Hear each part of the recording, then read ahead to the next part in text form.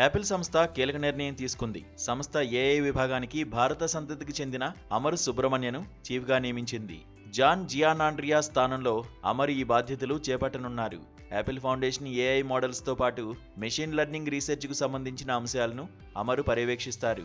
AI రంగంలో అమర్ సుబ్రమణ్యకు సుదీర్ఘ అనుభవం ఉంది. గతంలో ఆయన మైక్రోసాఫ్ట్లో ఏఐ విభాగం వైస్ ప్రెసిడెంట్గా పనిచేశారు. అంతకుముందు గూగుల్లో 16 ఏళ్ల పాటు సేవలందించారు. జెమినీ అసిస్టెంట్ ఇంజనీరింగ్ విభాగానికి నేతృత్వం వహించారు. ఇక జియానాండ్రియా వచ్చే ఏడాది తన రిటైర్మెంట్ వరకు యాపిల్లో సలహాదారుగా కొనసాగుతారు. ఏఐ రేస్లో యాపిల్ ప్రస్తుతం వెనకబడింది.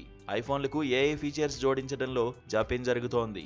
ఐఫోన్స్లోని వాయిస్ అసిస్టెంట్ సిరికి ఏఐ మెరుగులద్దే పని ఇటీవల వాయిదా పడింది. వచ్చే ఏడాది ఇది పూర్తవుతుందని సంస్థ తెలిపింది.